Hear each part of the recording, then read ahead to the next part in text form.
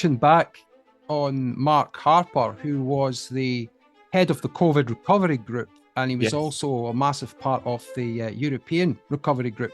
You would expect someone like him to see the common sense of ditching the whole net zero ideology is a complete fudge. And that's, look, there's nothing between the Conservatives and Labour when it comes to net zero. Your party leader, Nigel Farage as well, have come out and said, look, this whole thing is an utter nonsense.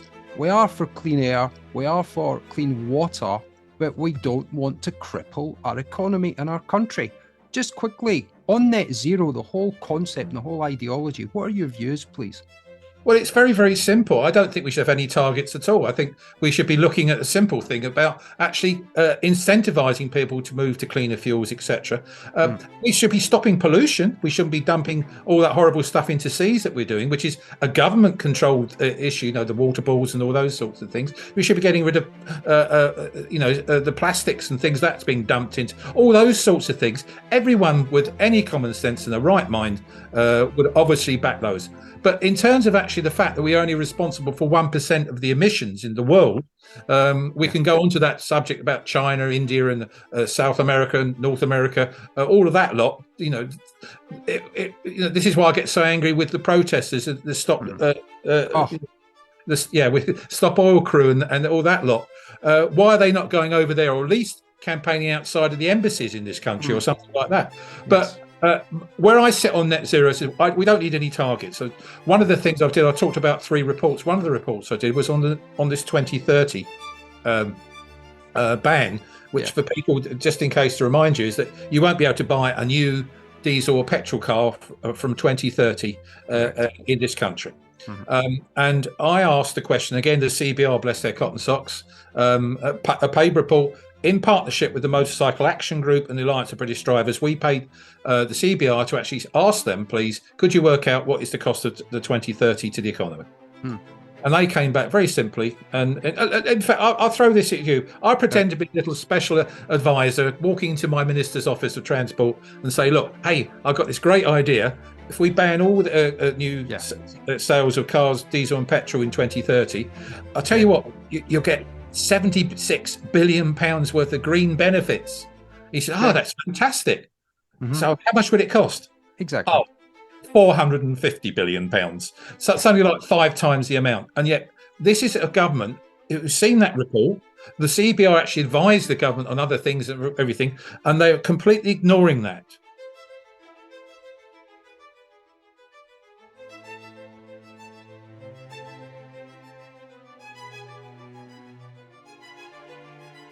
We're in Widmore Road in Bromley, and this really is where all of the controversy started around the Bromley Blade Runners.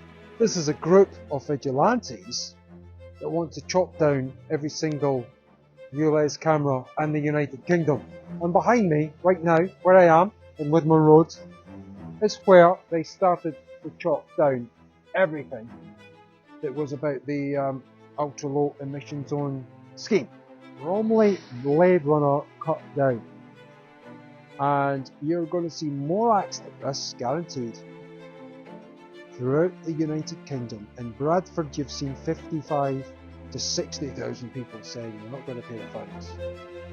You have hundreds of cameras being clipped. It's easy to clip the cables. I mean, we're not recommending it, but the cables are easily clipped out. These guys are going to come and try and put them back up, aren't they? They're going to be paid, whatever, 30, 40 pounds an hour to come and put back the cables. And it's just going to be a war of attrition.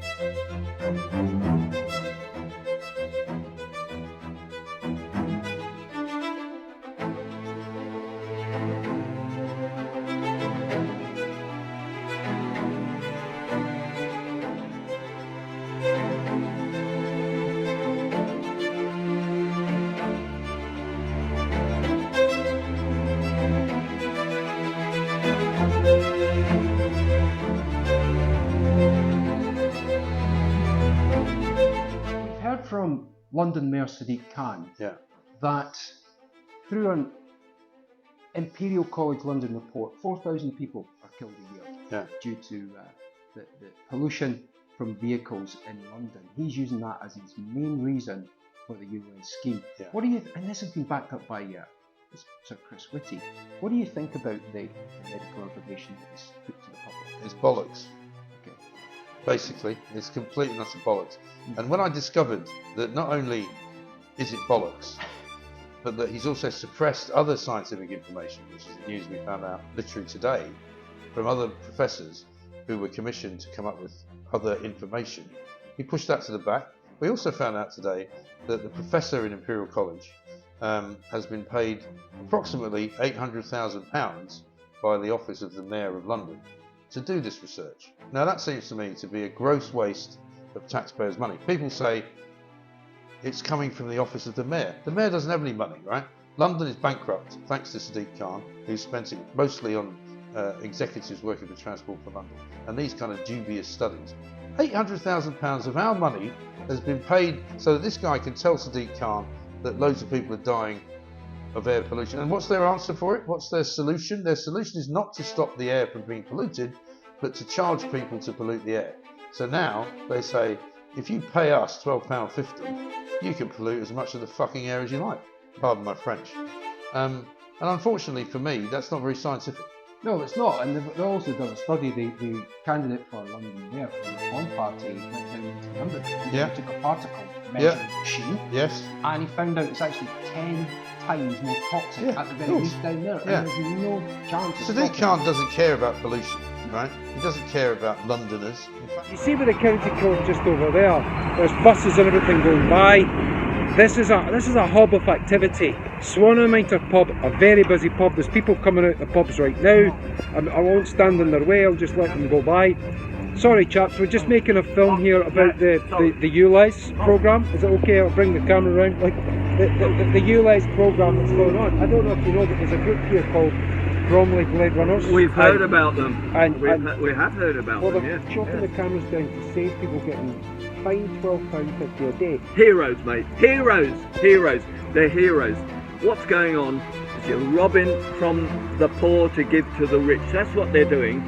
Will be charged by the mile before you can blink your eye. And Mr. Khan, you will be responsible for that. Disgrace. Well done. Blade Runners, you're heroes. Sorry, yes, absolutely. No, it's okay, boys. Look, people.